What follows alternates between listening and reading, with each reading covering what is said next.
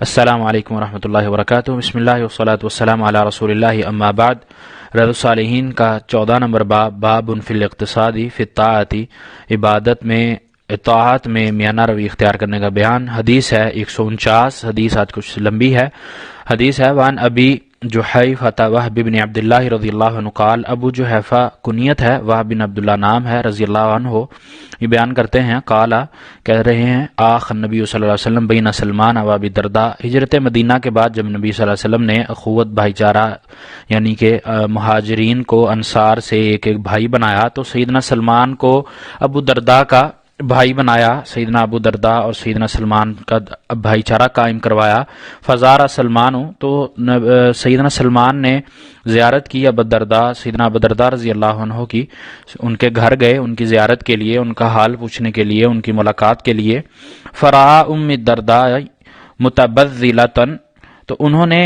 دیکھا کہ ام درداء جو تھیں وہ میلے کچیلے کپڑے پہنے ہوئے تھیں۔ فقالا، تو انہوں نے پوچھا، یعنی سیدنا سلمان نے پوچھا، ما شأنکی، کہ تمہارا کیا حال ہے، تمہارا یہ اس طرح کا حال کیوں ہے؟ قالت، وہ کہنے لگیں، یعنی ام درداء وہ کہنے لگیں، اخوک ابو الدرداء، تمہارا بھائی ابو الدرداء جو ہے، لیس لہ حاجۃ فی الدنیا، اس کو کوئی دنیا کی حاجت ہی نہیں ہے۔ فجاء ابو الدرداء، اس بات کے دوران ہی ابو الدرداء رضی اللہ عنہ آ گئے، سیدنا ابو الدرداء وہاں پہنچ گئے، آ گئے۔ فصنع لہ طعاما، تو انہوں نے اپنے بھائی کے لیے کھانا تیار کیا،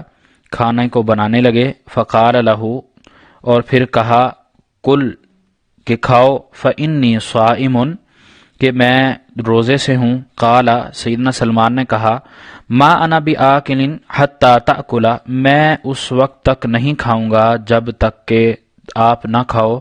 یا تم نہ کھاؤ، یعنی سیدنا سلمان سیدنا ابو الدرداء کو کہتے ہیں کہ میں اس وقت تک نہیں کھاؤں گا جب تک تم میرے ساتھ نہیں کھاؤ گے۔ پھر فآکل، تو وہ کھانے لگے۔ فلما کان اللیل ذهب ابو الدرداء یقوم، جب رات ہو گئی، رات ڈھل گئی، اندھیرا چھا گیا، تو ابو الدرداء رضی اللہ عنہ چلے گئے اور وہ کھڑے ہو گئے نفل نماز پڑھنے کے لیے، نفل عبادت کرنے کے لیے کھڑے ہو گئے۔ فقال لہ، تو سیدنا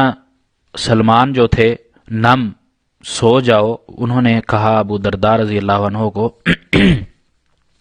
سیدنا سلمان نے ابو الدرداء رضی اللہ عنہ کو کہا کہ ابھی سو جاؤ، رات پڑی ہے۔ فناما، تو سیدنا ابو الدرداء سو گئے۔ ثم ذهب، پھر وہ تھوڑی دیر میں کھڑے ہو گئے، یقوم، کھڑے ہو گئے۔ فقال لہ، پھر سیدنا سلمان نے کہا، نم، سو جاؤ۔ فلما کان من آخر اللیل، جب رات کا آخری پہر آ گیا، رات کا آخری پہر یعنی کہ آخری رات رہ گئی، آدھی سے زیادہ گزر گئی۔ قال سلمان، تو سیدنا سلمان نے کہا، قم الآن، اب کھڑے ہو جاؤ، اب اٹھو۔ فصلیا جمیعا، اب ہم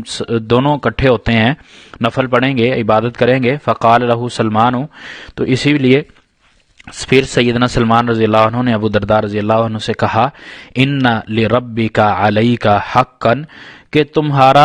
تمہارے رب کا تم پر حق ہے، یقیناً حق ہے۔ وَإِنَّ لِنَفْسِكَ عَلَيْكَ حَقًّا، اور یقیناً تمہارے نفس پر بھی، تمہارے جسم پر بھی تمہارا حق ہے، تم پر حق ہے، نفس کا حق تم پر ہے۔ جس طرح تمہارے رب کا تمہارا حق رب پر ہے، اسی طرح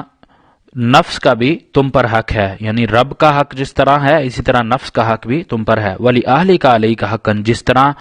رب کا تم پر حق ہے، نفس کا بھی تم پر حق ہے، اسی طرح تمہارے اہل کا بھی، تمہارے گھر والوں کا یعنی بیوی بچوں کا بھی تم پر حق ہے۔ فَآتِ كُلَّ ذِي حَقٍّ حَقَّهُ، اس لیے تم اپنے ان حقوق میں سے سب کو جو اس کا حق بنتا ہے اس کو وہ حق دو، ہر کسی کو اس کا حصہ دو۔ فَأَتَى النبی صلی اللہ علیہ وسلم، پھر سیدنا ابو الدرداء نبی علیہ الصلوۃ والسلام کے پاس آئے۔ فَذَكَرَ ذَلِكَ لَهُ، اور ان سے یہ ذکر کیا، ظاہری سی بات ہے وہ عبادت مستقل کیا کرتے تھے تو سیدنا سلمان نے وہ کم کروا دی۔ فقال النبی صلی اللہ علیہ وسلم، سیدنا ابو الدرداء کے یہ ذکر کرنے کے بعد سارا سیدنا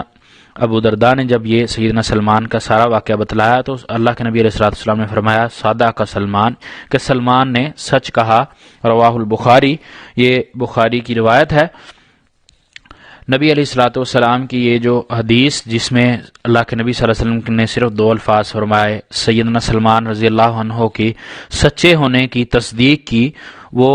ان دو بھائیوں میں سیدنا ابو درداء اور سیدنا سلمان کے درمیان جو بات ہوئی وہ یہ تھی۔ اس حدیث میں ہمیں جو سب سے پہلی چیز ملتی وہ یہ کہ سیدنا ابو درداء روزے رکھا کرتے تھے مستقل، اور رات کو قیام کرنا، دن کو روزہ رکھنا، یہ ان کا عمل تھا۔ تو سیدنا سلمان نے میانہ روی، درمیانہ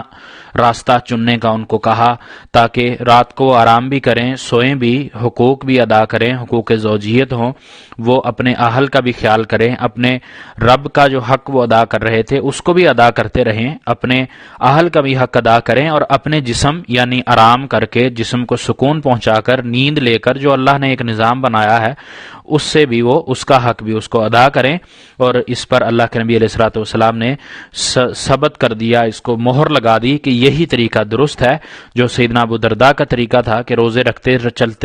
رکھے چلتے رہنا یا پھر قیام کرتے رہنا، پوری پوری رات قیام کرنا۔ یہ دونوں عمل اگرچہ نیک عمل ضرور ہیں، لیکن یہ دونوں عمل ہی درست نہیں ہیں، کیونکہ یہ باقی تمام حق سے انسان کو دور کر دیتے ہیں، جو اس پر حقوق، دیگر حقوق ہیں وہ اسے دور کر دیتے ہیں۔ اسی طرح اس حدیث سے ہمیں یہ بھی ثابت ہوتا ہے کہ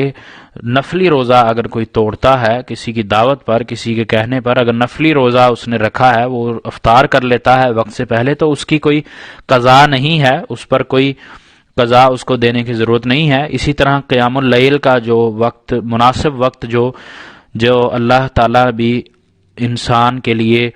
اپنے عرش کے دروازے کھول دیتا ہے، دعا کے لیے انسان کو بلاتا ہے، کوئی مغفرت طلب کرے تو اللہ تعالیٰ آواز دیتا ہے، وہ رات کا آخری حصہ ہے۔ رات کے آخری حصے انسان کو اٹھنا چاہیے، اگر چاہ کے وہ اپنے لیے صرف 2 رکعت ہی پڑھے، اس وقت اٹھے، اللہ کے ہاں دعا کرے، اللہ تعالیٰ بخشتا ہے، اس وقت اللہ تعالیٰ بہت سو کی مغفرت فرماتا ہے، اعلان کرتا ہے کہ کون ہے جو میرے سے بخشش طلب کرے، کون ہے جو میرے سے مغفرت لے لے۔ اس وقت اللہ تعالیٰ کا ایک نظام ہے، سسٹم ہے کہ اللہ اپنے بندوں پر اپنے دروازے کھولتا ہے، تو انسان کو چاہیے کہ نیند کا کچھ حصہ قربان کر کے اس وقت کے غنیمت جان کر اللہ کے ہاں سر بسجود ہو اور اللہ سے اپنے لیے طلب کرے، اپنے لیے دعا مانگے۔ اسی طرح اس حدیث میں جو ہمیں ایک اور چیز ملتی کہ اسلام جو دین ہے وہ بھائی چارے کا حکم دیتا ہے، بھائی چارے کا تقاضا کرتا ہے، ایک دوسرے سے ملنے کا حکم دیتا ہے۔ عام مسلمان ایک دوسرے کا بھائی ہے، وہ اپنے لیے، اپنے مسلمان بھائی کے لیے اپنے دل میں کسی قسم کا کوئی کینہ، حسد، بغض یہ قطعاً نہ رکھے، وہ اپنے دل کو صاف رکھے، اپنے مسلمان بھائی کے لیے اپنے دل کو وسعت سے، اعلیٰ ظرفی سے اس کو قبول کرے۔ اسی طرح امر بالمعروف اور نہی عن المنکر کا بھی ہمیں اس حدیث سے ذکر ملتا ہے، نیکی کی دعوت دینا، اور اگر کوئی غلطی پر بھی ہے اس کی اچھے طریقے سے اصلاح کرنا، اور اسی طرح باوقت ضرورت غیر محرم سے